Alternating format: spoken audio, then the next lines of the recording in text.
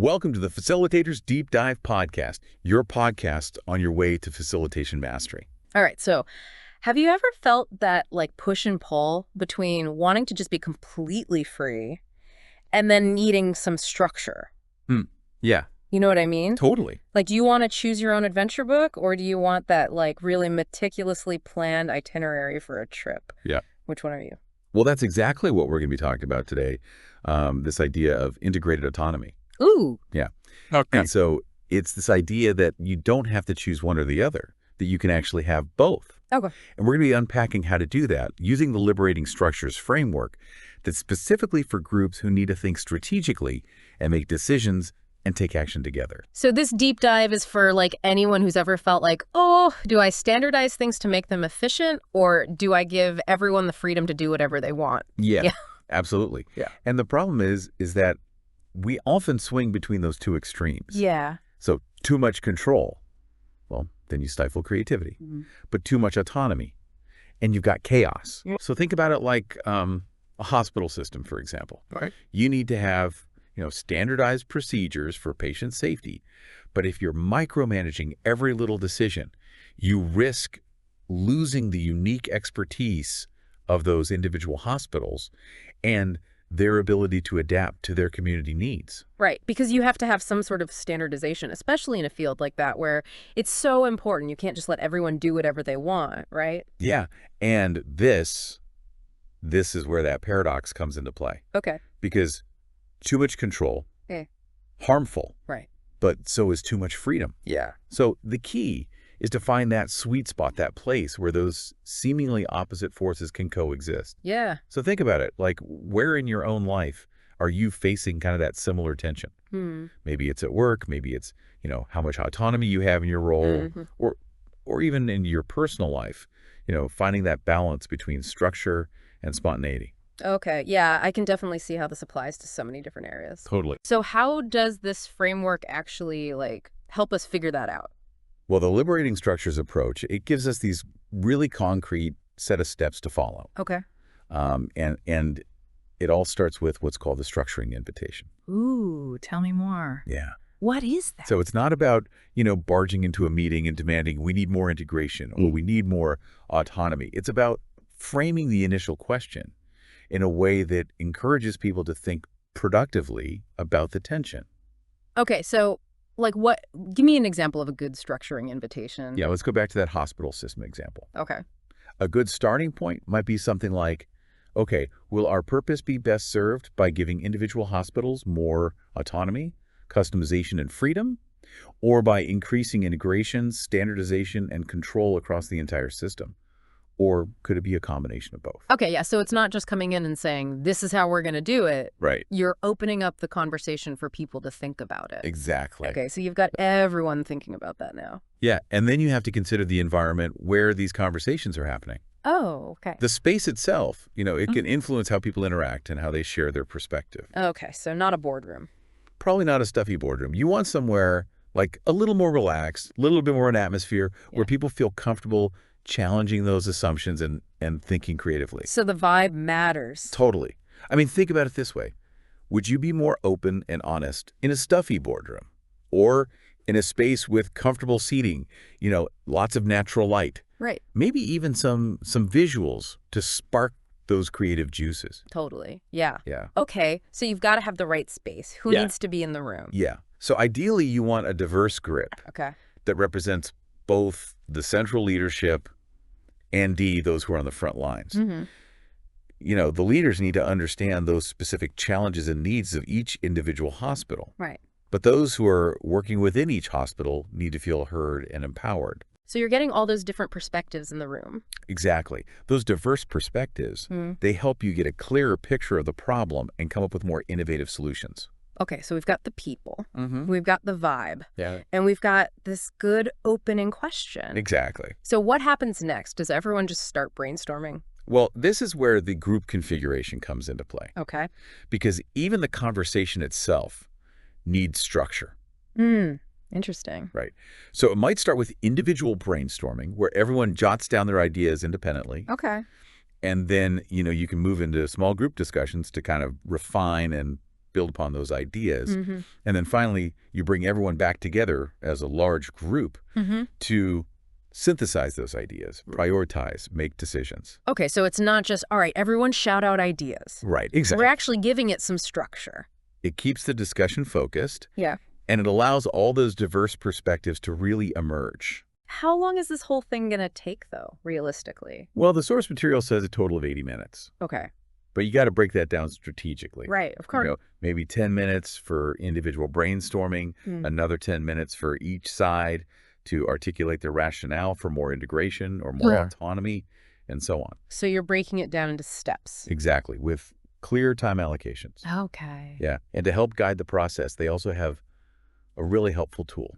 Ooh, what is it? Yeah, so the source material mentions an integrated autonomy worksheet. Ooh. And this isn't just some random piece of paper.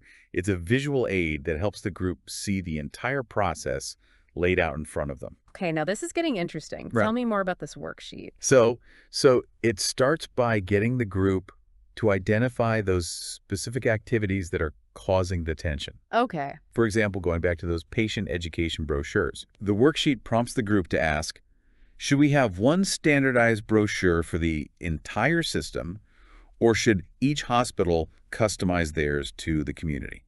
Okay, so you're listing out the arguments for both sides, like side by side. Exactly. Seeing both sides laid out like Yeah. that, it can be incredibly helpful. Yeah, for sure. Yeah. And this is where things get really interesting. The worksheet prompts you to brainstorm actions that would support each side. So not just identifying the tension, but what you can do about it. Exactly. So for the brochures, you might say, okay, what steps could we take to increase standardization across the entire system?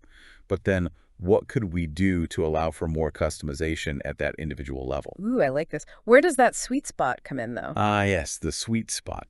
That's the most interesting part of the worksheet. Right, because the whole point is to find that balance. Exactly. So it asks you to identify those actions that could potentially boost both integration and autonomy simultaneously. Wait, what?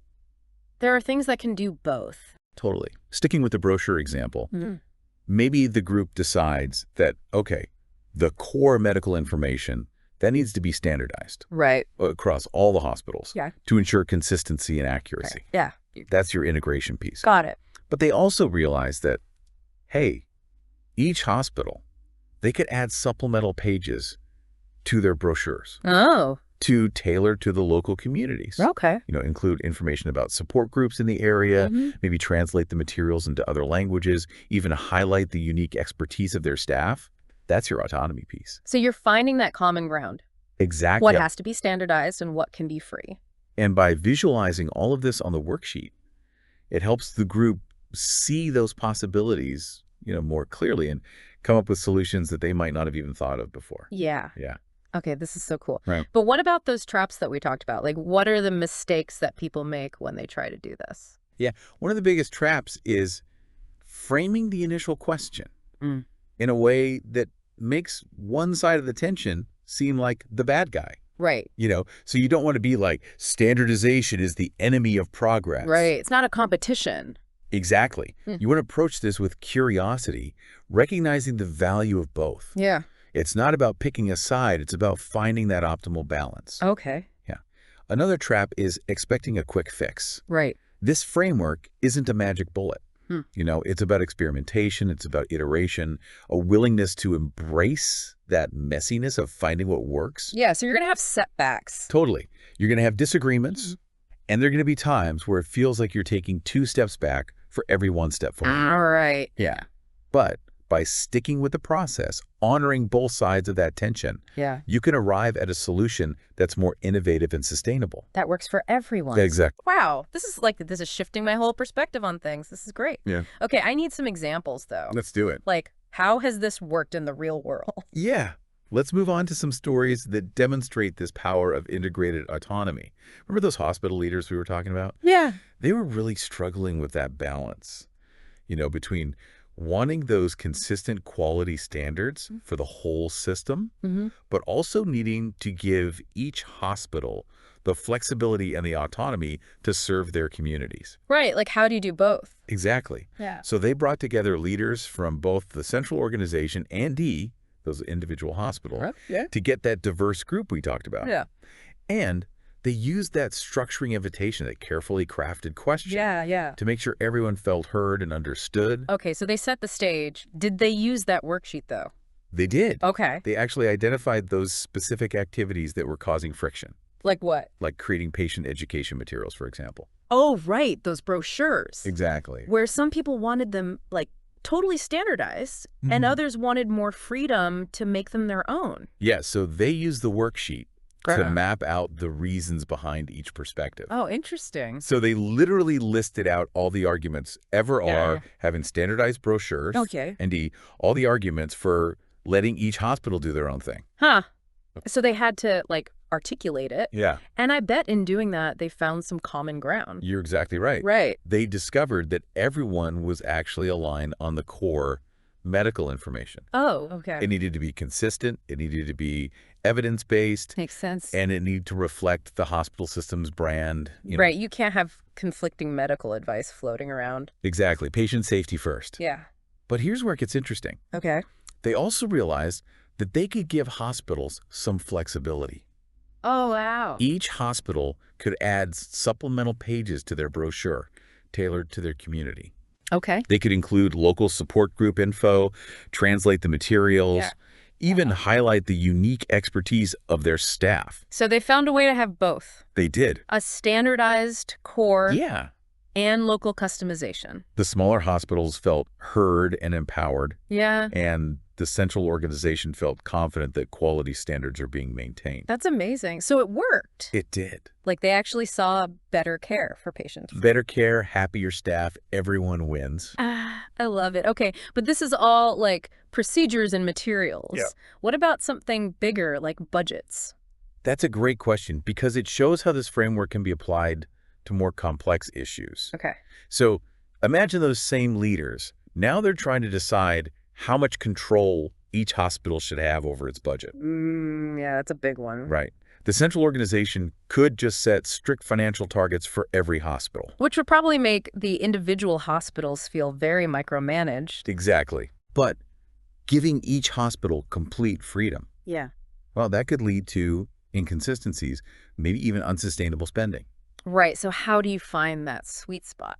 They'd start with that structuring invitation, Okay. but tailored to the budget issue. Okay, so what would that sound like? Something like, will our system be more financially stable and effective if we give each hospital complete control over its budget? Or if the central organization sets strict targets? Or is there a way to achieve both financial stability and the local budgetary control? Again, not framing it as one side is right or wrong. Right. Just opening up the possibilities. And then they use the worksheet Yeah. to identify those specific budgetary decisions that are causing tension. Like what? Staffing levels, equipment purchases, marketing spend, all that nitty-gritty stuff. To getting really specific? Exactly. Then brainstorming potential actions for both sides. Okay. What actions could increase central control and what actions could give hospitals more autonomy. So like the brochures, they're going to find out they can have both. It's definitely possible. Maybe they discover they can set system-wide goals and guidelines, Okay. but give hospitals the power to decide how to allocate resources within those parameters. Oh, interesting. Or maybe they create a system where hospitals that meet certain performance targets are rewarded with greater budgetary autonomy. Oh, I like that. Okay. So you're encouraging good behavior. Exactly. It's about finding those win-win solutions. So this isn't just about making decisions. It's about building trust, empowering people to make good judgments. You got it. Creating a culture where people feel both supported and empowered. This is amazing. Okay, so we've seen it work in a hospital. Yeah. But the source material also mentioned using this for like national political agendas. It's true. How'd that even work? Imagine a group of political leaders. They're trying to decide which issues to address at the national level versus the local level. Oh, like education funding. Exactly. Environmental regulations, healthcare reform, all those hot-button issues. Where everyone's got an opinion. And without a framework like this, those conversations can get really heated. Yeah, for sure. But with integrated autonomy, they can start to untangle those complex issues Okay. and find solutions that work for everyone. So how would they use it for something like education funding? Well, they might start by identifying the specific aspects that are causing tension. Like? Should there be a national standard for per-pupil spending? Or should that be decided at the state or local level? Yeah, that's a tough one. It is, and it's been debated for years. Hmm. But with the Integrated Autonomy worksheet, they can unpack those reasons behind each perspective.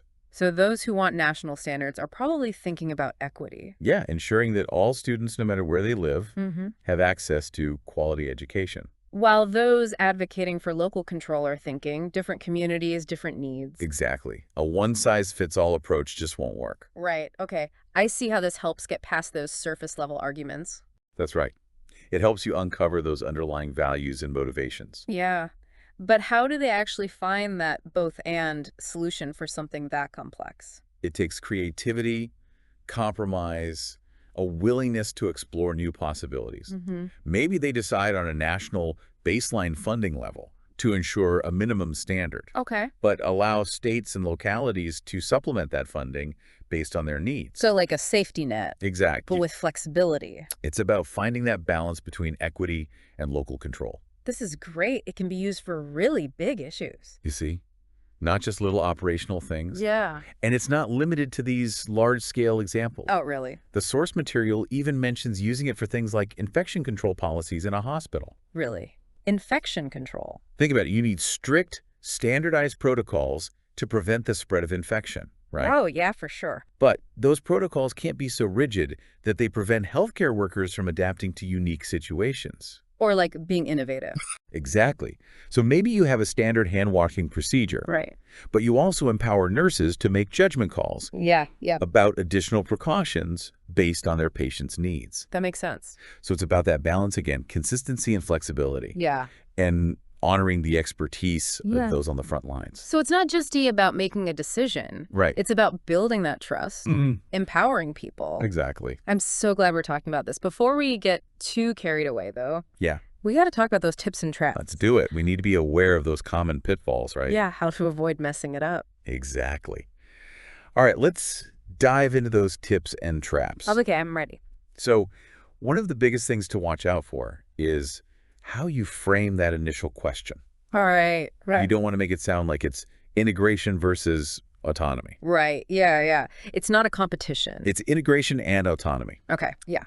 So no loaded questions. Yeah. Like, why are all these hospitals just running wild? Yeah, or on the flip side, Right.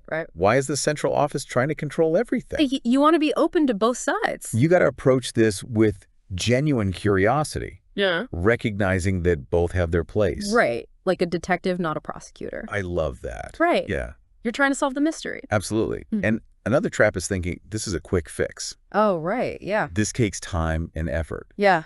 and a willingness to experiment to find what works for you. So you're going to have setbacks? Totally.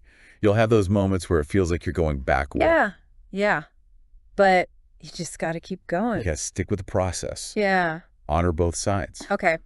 This has all been so helpful, but I'm thinking, we've been talking about big organizations, like hospitals, political groups. Yeah. What about just like my own life?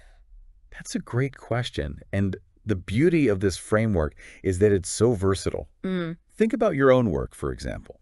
Are there processes that feel too rigid? Oh, yeah. Or maybe you have too much freedom and it's causing chaos. I might be guilty of that. Happens to the best of us. Yeah. So how could you use this integrated autonomy mindset to create more balance? I don't know. Tell me. Okay, so let's say you're a chronic overplanner. Oh, that's me. You make these super detailed to-do lists, and then you beat yourself up if you don't stick to them perfectly. Oh, yeah. All the time. What if instead of planning every minute, Okay. you identified those essential tasks that must get done, Right. but then gave yourself flexibility on how and when you approach them? Okay. So I'm honoring that need for structure, Yeah, but I'm also giving myself some breathing room. exactly. It's about finding that middle ground where you can be productive and feel good about how you're working. I like that. What about relationships? Ah, yes, another area where this can be so helpful. Because I feel like I'm constantly pulled between, wanting to spend time with friends and then also needing time for myself. That's such a common struggle. So instead of seeing it as either a choice, Okay. how could you use this framework to create a more sustainable approach? Maybe you schedule regular date nights or outings with friends. Okay. So you're meeting that need for connection. Yeah. but you also block off time in your schedule for those solo activities that help you recharge. So I'm not choosing between my friends and myself. Right, you're honoring both. I can actually do both. It's not about being selfish, it's about recognizing that taking care of yourself makes you better equipped to show up for others. Mind blown. This framework is amazing. It's a game changer, for sure. Mhm. So as we wrap up this deep dive, Mhm. what's the one key takeaway you want our listeners to remember? I think it's that integrated autonomy is not about choosing between two things. It's about finding a way to make them work together. Yes. It's about embracing the paradox, Yeah. seeing the value in both sides. And using that tension as fuel for creativity and innovation. And for personal growth, too. Couldn't have said it better myself. So here's a challenge for our listeners. Okay, hit us with it. Think of one tension you're facing right now. Big or small, it doesn't matter. Could be anything. How you manage your time, a conflict at work, Yeah. anything. Okay. Now ask yourself, how can I apply this both and thinking to create a better outcome? That's a great challenge. We know you can do it, and we encourage you to explore more about liberating structures. There are so many tools out there to help you unlock potential. Thanks for joining us on this deep dive into integrated autonomy. See you next time on the Facilitators Deep Dive Podcast, your podcast on your way to facilitation mastery. Until next time. See you then.